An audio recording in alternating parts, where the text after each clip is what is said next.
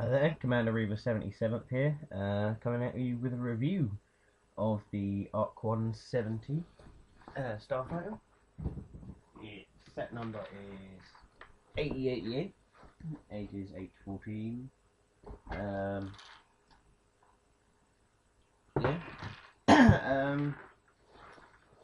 I decided to do this review. I know it's a little late, but I thought I'd give my opinions on this. This is my favourite LEGO set of 2011.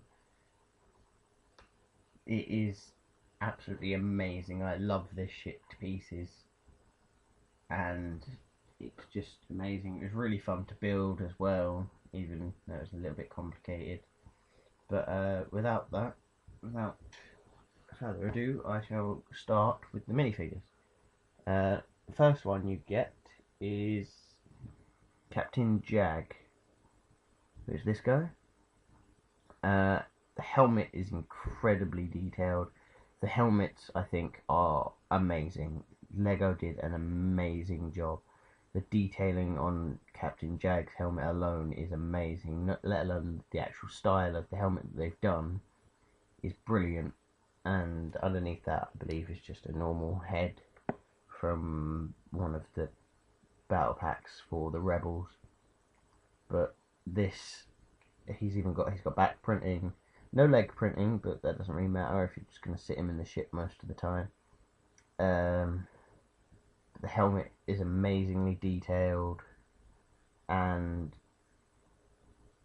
you also get that helmet with this guy, who is just an ordinary clone pilot. He's got the same helmet but with fewer details and not blue. He's got the same back printing and front printing and the same face, but he also is amazing. The helmet is brilliant. And the next figure you get is Kit Fisto. Now, like a lot of others, this is my first LEGO Kit Fisto, and a lot of people complain about the rubber heads, and I understand, the printing and stuff can come off, but unless you're planning to be really rough with it, I don't really see the problem. He only has front printing. There's no back printing on Kit Fisto. He has green hands to match, which is the same colour as his head. His head is made of rubber, and I think they did a brilliant job on the actual moulding of it. He does have a bit of a dopey look on his face, but that doesn't really bother me. He's still Kit Fisto. I actually can't think what I did with his lightsaber that he comes with. He does come with a lightsaber. I just don't know what I've done with it. This is R4P44. He is a brand new Astro droid. He is green. It's very hard to see in the camera the details on his head, but they're basically the same as R2-D2, but in almost like a chromy gold colour and greens. But he's pretty cool. I do like him. Anyway, onto the ship. The ship is amazing. It is really long. It is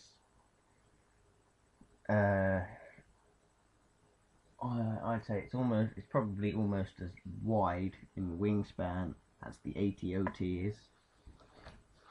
It is really, really good. The detail on the ship, the way they've built the nose and the engines, which are all in there, and the back of it, I think is an amazing job. They did really well with this. There are stickers, but I don't really have a problem with stickers as a lot of other LEGO people do. It would be nice to have printing. It does prevent the stickers from coming off and then sort of ruining your LEGO thing, but I don't usually plan to be too rough with my LEGO models, so it doesn't really matter. They have flick fire missiles underneath. It's really hard to see. There, which the lever in the back, which opens the wings, if you push it, they don't go very far if you push it, but it's okay, I guess. They're just flick fires like every other LEGO like everything Lego makes has flick fires in it nowadays, in Star Wars anyway. But yeah, in cockpits open up, all three of them, they have stickers on them as well. That's not printing. Everything on this is stickers. The front, I believe, is for Captain Jag. You can just take him and stick him in there.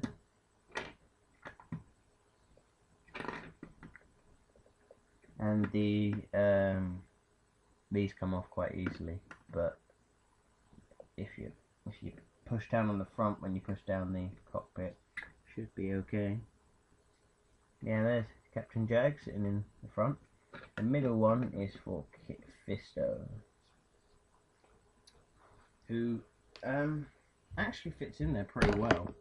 They did quite well on, you know, the size of the head and fitting him in there.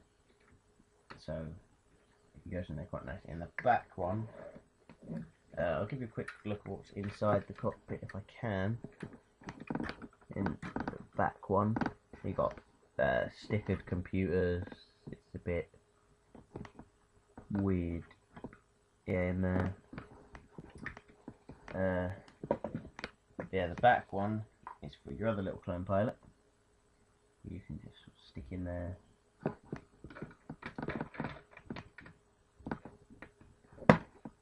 And then you can close that. And then if you open that, you have to turn R4P44's head sideways to get him to face the right way, but you just sort of slot him in between the two. He slots in there, and then you close the cockpits and he's sitting in there nicely. Yeah. And then at the back, because obviously the front two have something to do with the piloting and the navigating, you have these guns which swivel side to side. You can make them go up and down, but I don't think they were intended to. They do look better like that, just spinning side to side. The engines on this have amazing detail all the way along. And the front of the engines, I think they are huge. I think these are the new turbo tank wheels that they've used. I actually had the old Arc-170 Fighter, and this is a big improvement. This is a massive improvement on Lego's behalf. But the comparison is nothing. I mean, the pilots that you got in the old one weren't very as good as these. The cockpits didn't go down as easy. You had to open up the sides to get people in here.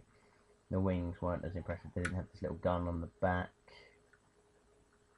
and the engines weren't nearly as big, and the front was just pieces sideways. This is actually solid Lego, almost, pretty much slanted in, which looks very good.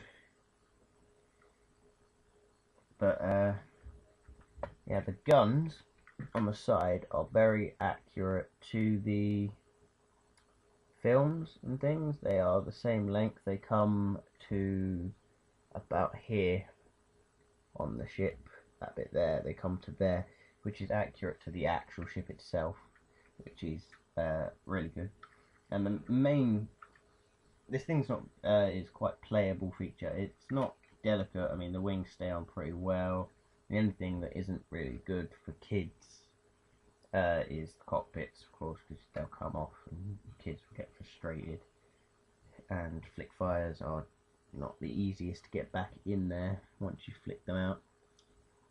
But if you're like me, you just wanted it for a model, then of course you're not going to really use the flick fire missiles. The main feature, playable feature anyway, of this ship is the opening wings, which if you just spin that, if you just turn this little lever at the back, you can open up the wings.